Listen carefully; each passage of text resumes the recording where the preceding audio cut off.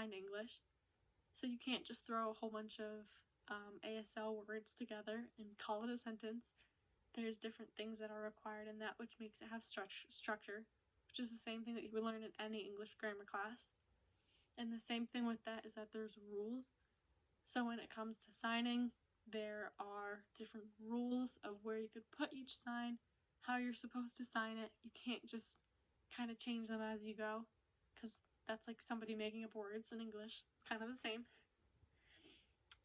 So the story of ASL, it's something that you kind of need to know by heart as you take the language, but I'm going to do my best here because it's been a while. So the story of ASL, you kind of need to know by heart as you take the language, but it begins with a young girl named Alice Cogswell who was deaf, and her father wasn't really keen on learning new ways to... So beginning with the story of ASL and how it kind of came to be in the United States starts with a young girl named Alice Cogswell. She was a deaf child who struggled with communication, and she one day was just playing in the dirt when she came across Thomas Gallaudet, and he noticed that she wasn't able to communicate like all the other kids and struggled with communication for basic needs, and he drew in the sand that she was near, and he taught her how to communicate like that, but figured that there must be a better way, and he ended up going from America to England. He went to a convention in London that had a wide variety of those who knew different ways to sign and communicate, and there he met Laurent Claire, and they went to Paris, France together, where Laurent Claire studied. Once they were in Paris, France, Laurent Claire and Thomas Gallaudet worked on their plan as they would go back to America to instate the first permanent school for the deaf and hard of hearing, though it wasn't always called that. And through that, they had a lot of their population for the school come from Martha's Vineyard, as most people know, or know what that is or where it is. But a while ago, that used to be the main population of deaf people because they had a version of sign language there. It wasn't American Sign Language at the time, but became, with Martha's Vineyard and FSL from Paris, they kind of merged together to create ASL in a variety of ways. But Martha's Vineyard was very densely populated with deaf people because if you only have a group of deaf people together, they're going to mate with each other, and then through genetics, the majority of them ended up being deaf as well as their offspring. So it's kind of like their only gene pool there. So the pure definition of ASL is this, if anybody was wondering. And it's what I was basically describing before. It's a sign language that's shared between a community of people. And it's visual, so there's no auditory to it, or no audio to it. It's used in the United States as well as English. So American Sign Language is a visual language used in the United States as well as English-speaking portions of Canada. And though it's not the only sign language, it is one of the most popular sign languages known to man.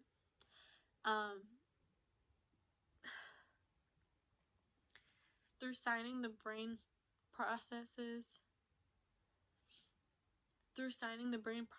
linguistic information through the eyes, the shape, placement, and movement of the hand, as well as facial expressions that go along with the signs, and body movements, all play important part.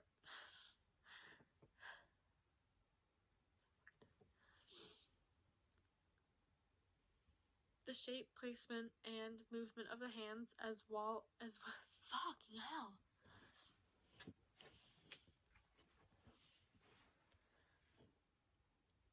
The shape, placement, movement, as well as facial expressions and body language plays very important roles when it comes to communicating in sign language and conveying different versions of information, because one sentence could mean a million other things with different faces that are applied to it, which I'll go into a little bit deeper in a second, as well as body language and shifting.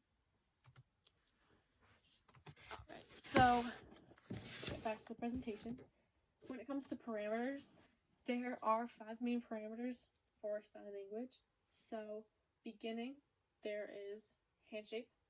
So, a handshape for girl could be open A. So this is a sign for girl, open A, so that's the handshape. Next, well, let's see if it fits right. Next, you got location. So location for girl would be on my chin, going down from my ear to my chin, still keeping an open A.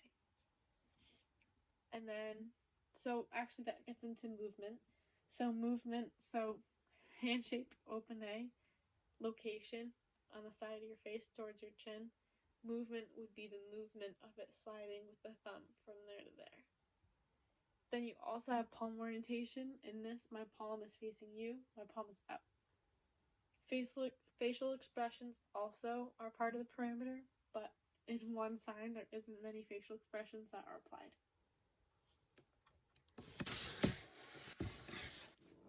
So there's different faces that are applied to many different sentences through sign language, and one of them, and I'll show this in a second, I'll show the whole screen, but to do them so you guys can really understand what they are. So the negative face is basically when anything in the sentence isn't negative. Now this doesn't really mean mood, but it's any word like not, don't, can't, things like that. So it's something you just shake your head as you sign it. So if I were to sign, something I could do would be, or don't want. So I could say, I don't want to go to the store. And I shake my head through the whole time because that's what it's applied to. So topic, it's used with a capital T. It's something that signifies what you're talking about and specifically what will be addressed in the upcoming words of the sentence or signs. So this involves your eyebrows raised and your chin is kind of out for the duration of the sentence that it covers. So this isn't the same as negative, so I wouldn't use it for the whole thing, but it's only used in the beginning of the sentence. So for example, I could say, my brother, he goes to school. So you understand that like the topic that I'm discussing is my brother, and the next part would be the subject, and that's what he's doing or about him, things like that. So question is a question face, and it's used for questions. The next is a question face, and it's used for things that can only be answered in yes or no's. So if I say, do you want to go to the store with me? So my eyebrows are raised and my chin is kind of down. So that's, again, used for anything that can be answered with yes or no, like, or do you like the movie? So things like that. Negative questions are similar, so it's a mix of that, but you kind of scrunch, and then your head shakes. So it's things like aren't or shouldn't. So I could say, aren't you going to the party later? But, so it's anything like that. And then WHQ questions are kind of my favorite, even though face is kind of challenging to do, but it's something that needs more than just a yes or no answer, and it's done by squinting your eyebrows together and having more of like an inquisitive. So it's like if you're ever confused or maybe just like about something, that's the face that you're trying to like imitate. So it could be like, what do you like to do on the weekends? So it's something like that. And you just have that like confused or maybe concerned look. So the rules of the faces in gloss. When it comes to gloss is always written in all caps, kind of like this. But when it comes to faces, it's written with, so if it's a negative, it's a capital N. If it's a topic, it's a capital T. And the same thing with the rest of the different faces. And it's written with a line through it over only the part that it applies to. So for negative, the majority of the signs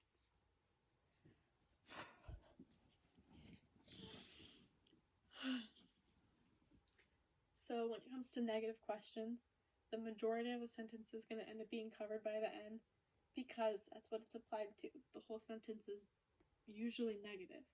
But when it comes to topic, the topic should only cover the word that it's applied to. So in my example that I just gave, my brother would be the only part that it should be applied to. But then with negative, I don't want to go, I think I said story. It's going to be the entire sentence. Okay. So some silent rules of ASL that not many people know of, but I think more people should, especially when they start picking up the language, is you should always be facing the person you're communicating with. It's very challenging for people to understand, especially when you're signing and using oral methods at the same time. So if I were to talk while signing, if I'm talking with a deaf person, it's going to be hard for them to understand me if they're lip reading, if I'm not facing them. So for example, if I were signing with a deaf person and they were lip reading what I was saying in English as well as my signs, or I wasn't signing and only using, or if I were only talking and not signing and just using my my voice, then I really need to be facing them so that they can see what I'm saying. Or if I was just talking and not signing and only using my voice and they had to only lip read, it'd be kind of hard for them to understand what I was saying if they can't see me. So I have to be facing them. Eye contact is also a crucial piece in ASL. A lot of your expression comes from your eyes, like you just learned.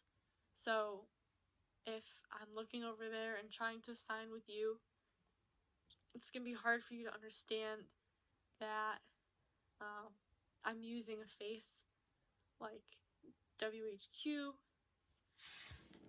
So if I'm not facing you and I'm trying to sign while using a face, it's going to be kind of challenging for you to understand that you have my full attention rather than thinking, oh, she's probably signing to the person that she's looking at.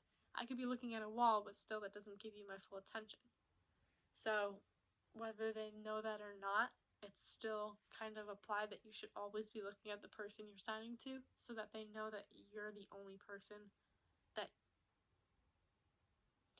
they should be focusing on. That's important because they should know that you are the only other person engaged in that conversation rather than just signing to anybody who will listen. If you're communicating with a deaf person in the presence of another hearing person, it's very important that you use both methods of communication so that the person who's deaf doesn't feel left out, as well as the person who's hearing doesn't feel left out. So if there's 3 people and one's hearing and one's deaf, I need to sign for the deaf person and I need to talk for the hearing person. So if I'm signing to him, he knows that he's also listening. And they need to know that at the beginning of the conversation because it's the same thing as whispering or speaking a different language in the presence of someone who doesn't speak that language. It's not really polite to do so, as well as it keeps other people out of the loop in the conversation. So if you try to bring them in later, it's going to be kind of challenging.